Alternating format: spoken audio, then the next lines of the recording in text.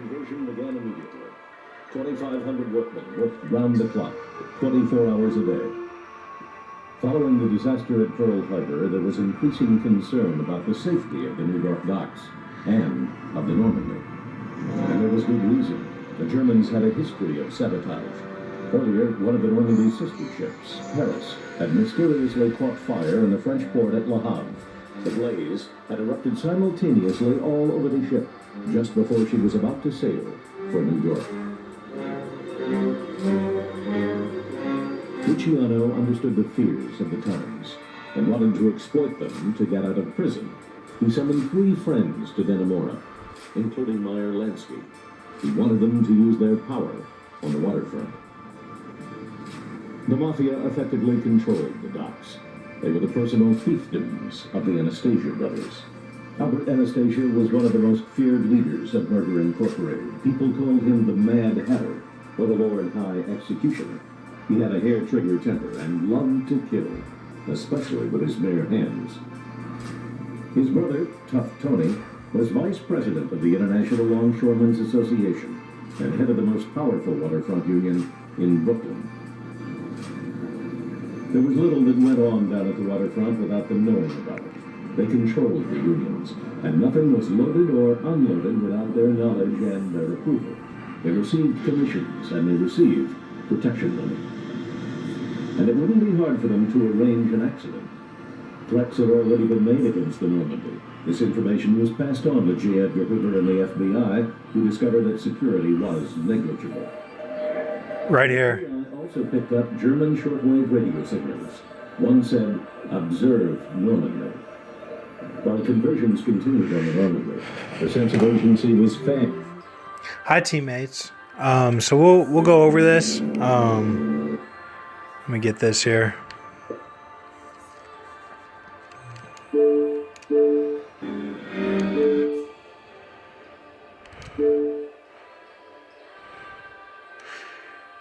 So the German shortwave radio that the FBI picked up, it said "Observe Normandy." So we're going to go over that, just that piece specifically with what it ties into with this ARC, this ARC that I'm seeing. So we'll go over that, and I've got one more clip to show you. I'm going to show the clips first, so we'll do it a little differently today. Because I got my hands full. So, but it's all good. We're having fun. So let me get this here. Let me make sure. What was it? 22. Okay, 22. I think it's a little bit before that though. Let me. Oh shit. Whoops.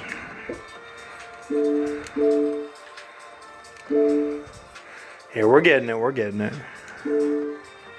And they sought out Sicilian leaders who could take over the local government.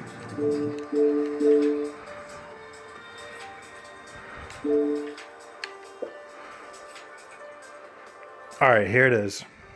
It's coming up just a minute. Tons of water onto the ship. It soon became apparent to the more observant seamen that the greatest danger to the Normandy was capsizing from flooding. As night fell and the Normandy started to list badly, the police removed all the press from the area. Just after 2 a.m., the Normandy rolled over. It must have been the following Saturday that my father took me back to see her. That is what is so very vivid in my memory. Retracing our steps and coming there and... So the mafia, they set the Normandy on fire. The Normandy was like a big merchant type of traveling tourist ship, and everyone loved the Normandy. And the mafia set it on fire because they were taking advantage of the panic of the time.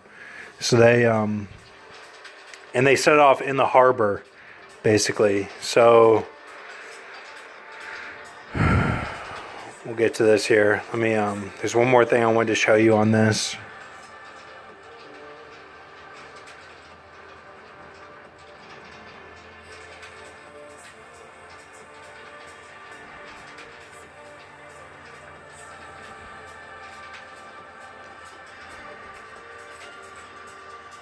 Hope everyone's doing okay. Here it is, right here.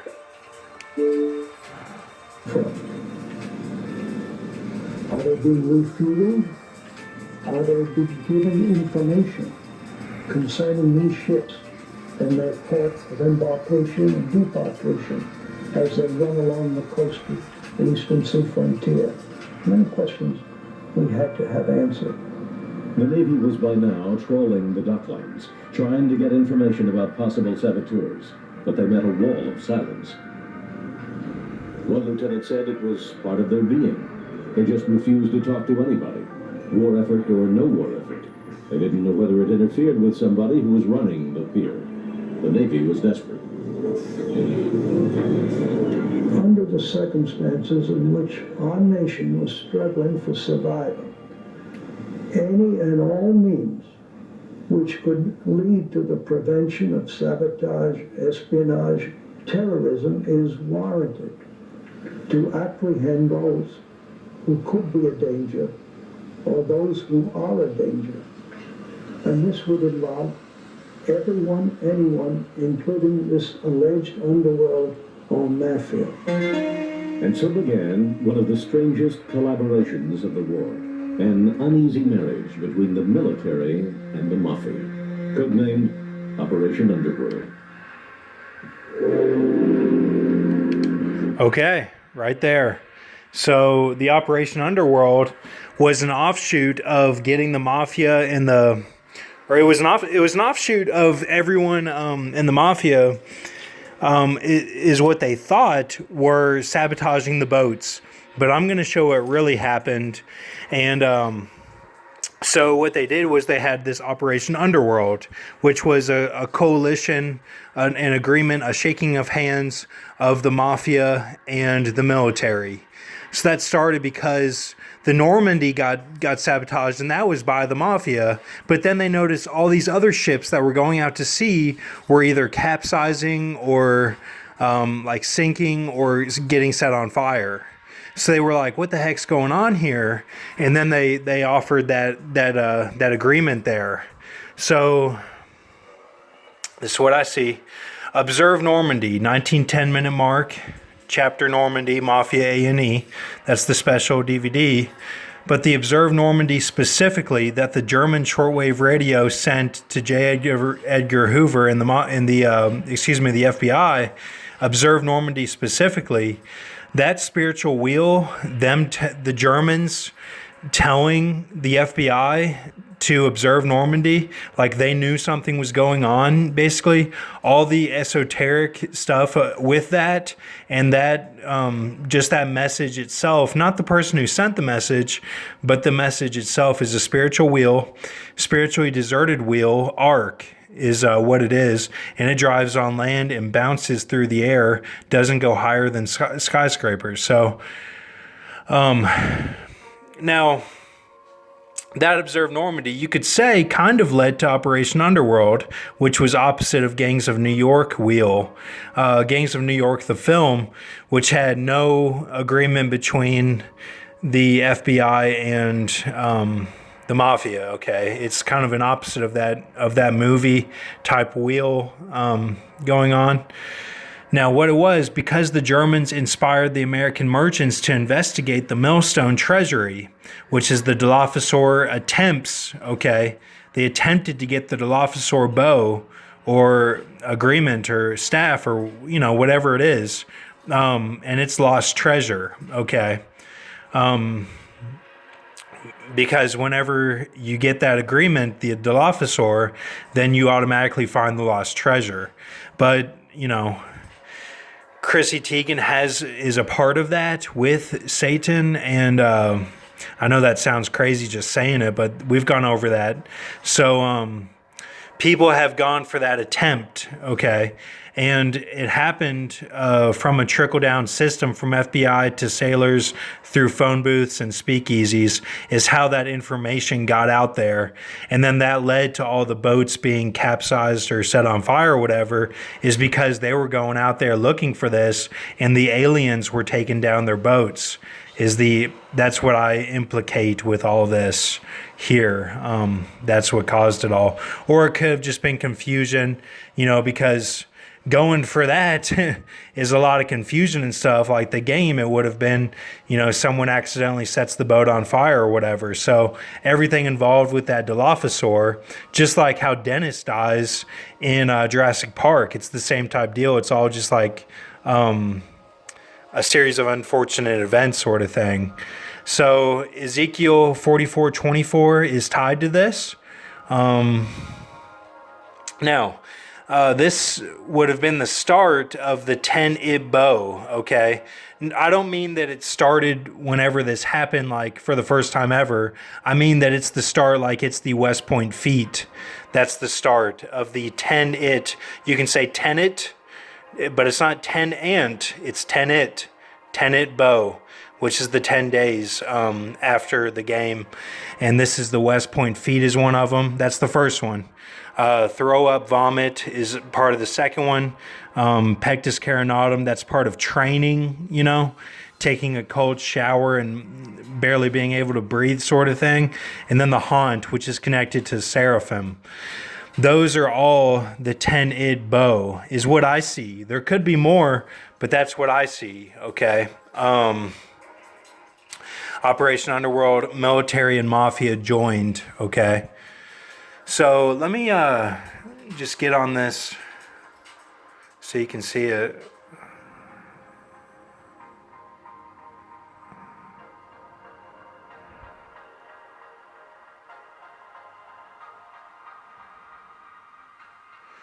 Okay, and this here.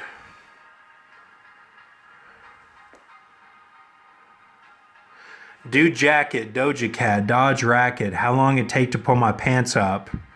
Okay, this was all a vision that came to me. The little hills there in the air are it going through the air. That's how it like pulses through the air. And those are skyscrapers in the ground at the bottom with the Fifth Third Bank. By default, the Fifth Third Bank there. So got all this. Now you can take a look here what it says. The words are a force of ultramagnetic and universe push that you can walk through as a mist. They push and leap the arc forward. Now, this is that Observe Normandy arc, okay? So section 2, the wheels drop down to drive as a car. That's section 2 there with the W. The cloud is a thought cloud that started this vision. No part of words that move with arc. Or not, they're not part of that. Just specifying. It all came from this thought cloud though. That's the thought.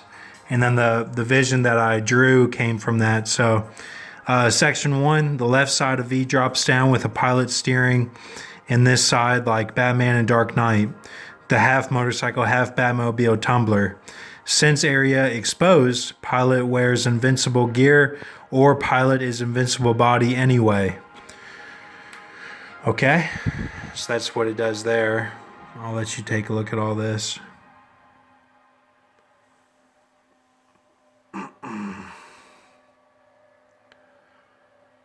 That's section 1 there. That's section 1.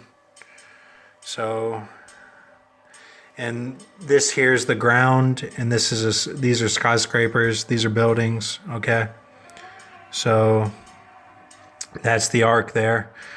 That's how it moves and how it looks, and the skies above. All right, so just wanted you to see all this.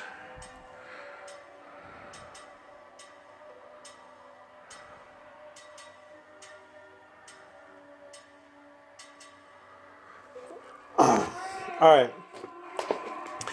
Then what happened was when I was a kid, my dad started the Man of War Swim Conference, which was a conference of swim teams on the Man of War or related to Man of War Boulevard, okay, which is a street in Lexington. And he started the Pinnacle swim team, which was the Pinnacle neighborhood, from scratch. Okay, so they were the Pinnacle Pirates. And even Dan Savanto, who was a artist, he was the assistant coach, and he came up with this really cool looking pirate that had like blood on the sword and stuff. And people thought it was like extreme, but it was like real cool looking, and like a real strong pirate looking thing with a skull mask face. And so just wanted you to see all this. And what happened was we had a banquet, like a trophy award banquet at the end of the season. And there was Scott Gill was a kid on the team, and he had a sister too who was my age, but Scott Gill had a mom, and his mom was at the banquet, and she goes, "EA! EA!" Like after every award, she would be going, "EA!" So we always thought that was funny that she was going EA like that. And this is tied to the Virgil and Turk of the semicolon, which is the oversized load of the 26-minute mark of Ocean's 13. And I believe that now we've gone over this so many times, with the Bach tunes and everything being related, but I believe now it's all coming into full gear, like it's all being put in motion, basically. Like everything that we've gone over, it's all being put in motion. So, thank you.